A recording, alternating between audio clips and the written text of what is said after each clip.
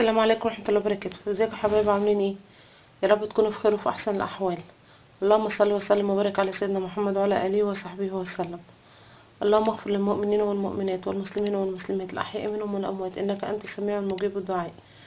نويت النهارده ان شاء الله كده اعرض معاكم بس تنظيف حاجه كده سريعه. بس طبعا بتمنى ان لاول مره يشوف القناه منساش ان هو يشترك في مربع تحت الفيديو، ويدوس على الجرس بحيث ان هو يفعله، بحيث ان هو يوصله طبعا كل اشعارات القناه. وطبعا بيبقى شرف ليا ان هو طبعا يشترك معايا وان هو يدعمني ويديني لايك. تمام. اما بالنسبه لاهلي وحبايبي اللي هم دايما مدعميني ودايما مشجعيني، يا اهلا بيهم. طبعا منوريني. بس كده النهارده ان شاء الله نويت بس انضف معاكم الكتل اللي هو الغلايه. طبعا انا سايبه شكلها كده بحيث ان انا اعرف ان انا اوريه لكم. هو المفروض ان هو بيضاف كل 3 ايام على الاقل يعني. تمام اهو بصوا.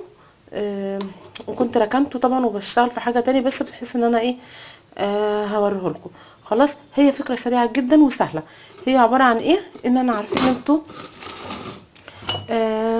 ملح الليمون. او بصوا، معلش ان انا عارفه ان الفيديو بتاعي شويه بس ان انا بصور بايد وبشتغل بايد. تمام. هو عباره ان احنا هنعمل ايه، هوريكم دلوقتي، خليكم معايا. بصوا ادي الميه اهيت. انا حطيت ميه، ما بتملوش كله علشان ما يفرش ويبهدل الدنيا وتكهربي كمان، يعني لحد نصه كده تقريبا كده، يعني نصه. خلاص.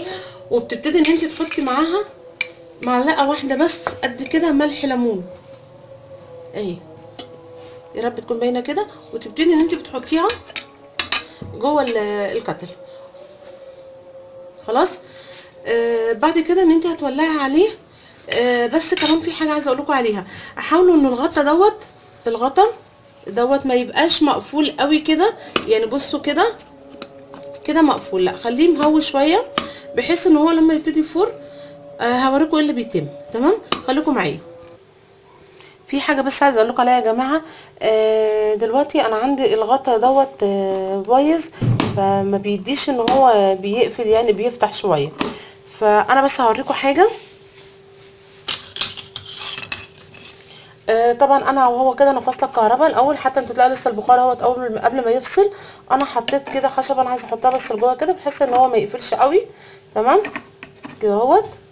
خلاص. خليه يكمل وهرجع لكم. انا عايزاه كده لان هو لو متغطي اول ما هيغلي هيفصل. انا مش عايزاه اول ما يغلي يفصل، انا عايزاه ياخد دقيقه او اي حاجه بس كده، يعني وقت زياده مع غليان زياده بس بحيث ان هو يفور كل اللي فيه دوت. هخليه يغلي واوريلكم، هرجع لكم بعد كده.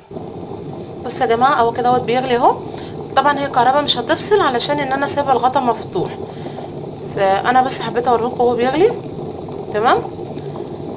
لان اول طبعا الغطا لو هو مقفول هو هيفصل طبيعي، انا مش عايزاه يفصل على طول، لانه لو فصل انا عايزاه ياخد غلوه او 2 زي ما انتم شايفين كده.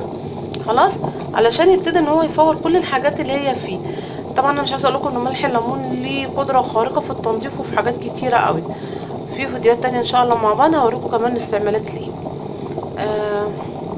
افصل الكهرباء. خلاص، ان انا هفتحه.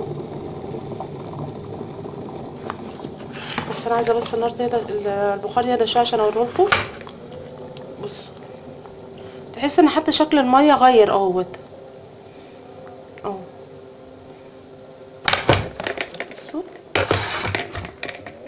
معلش بقى الكاميرا كده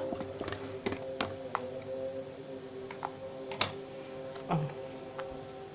حتى شايفين شكله من جوه، انا لسه ما عملتش اي حاجه. بصوا الشكل بتاعه من جوه.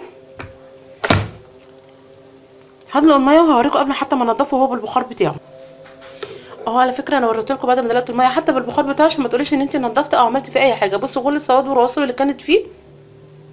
طبعا بقى هتخش همشي فيه بس ليفه. بصوا شايفين، يعني هي انا ما عملتش اي حاجه، انا غير ان انا بس هو غلى ودلقت الميه اللي في قلبي. بصوا كل الرواسب اللي كانت فيه نزلت ازاي اهي من غير ما اعمل اي حاجه. طبعا الحاجات اللي هي البقت الزياده ديت ان انت طبعا هتمشي فيه ليفه، علشان طبعا ما ينفعش ان انت تغلي فيه ميه، تنضفيه وتشطفيه. خلاص، انا هغسله وهرجع لكم واوريكم شكله بقى من الاول كانه جديد بالظبط اهو بس يا جماعه انا كده خلصته تمام اهو ونشفته اهو. بصوا شايفين شكله اهو، شايفين مفيهوش اي حاجه، جديد جديد لسه جايباه اهو اهو. احسن تقولوا ان انا غيرت ولا حاجه. ديت ادي اللي هي كانت بايظه اللي انا قلت لكم عليها اهي اهي تمام اهي.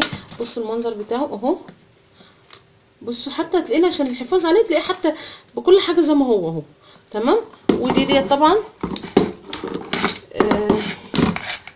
القاعده بتاعته بتكون بحته كده، بتكون فيها منديه مثلا صابون عليها، صابون او حاجه، وبتمسحوها كويس اهي تمام، وتنشفوها وتنضفوها وتنشفوها تمام. نصيحه بس يعني ليكوا، اما تغسلوه تيجوا تنشفوه كويس، تسيبوه برده شويه ينشف عشان ما تحطوش برده، لان ممكن يبقى فيه ميه، او في الغطا فيه ميه لو هو باوظ زي كده دوت يعبي ميه. خلاص. دي بس ما تنسوش، دي نقطه مهمه جدا. بعد ما خلاص نشفه كده وتشغليه، يعني برد رجاء قبل ما تشغليه تغلي فيه بس شويه ميه وتكبيهم، وبعد كده تبتدي تعملي في الشاي، تبتدي تعملي الميه للحاجه اللي انت عايزاها، وبالف هنا وشفا. طبعا ده كان الفيديو بتاع النهارده، يا رب يعجبكم. لو عجبكم ما تنسوش بقى الاشتراك طبعا، وفعلوا الجرس بحيث ان يوصلكم طبعا اشعارات القناه. طبعا يعني فضلا وليس امرا. لو انتوا ضغطتوا لي لايك مش هي والله ما هيتعبكم ولا يعني، دي ضغطه يعني ضغطه زرار، ده هيفرق معايا كتير طبعا عشان بحس ان القناه تستمر وكده. وطبعا يا رب كل الفيديوهات اللي انا بقدمها تعجبكم وتنول رضاكم ويكون فيها افاده ليكم. وشكرا لكم من المتابعه، والسلام عليكم ورحمه الله وبركاته.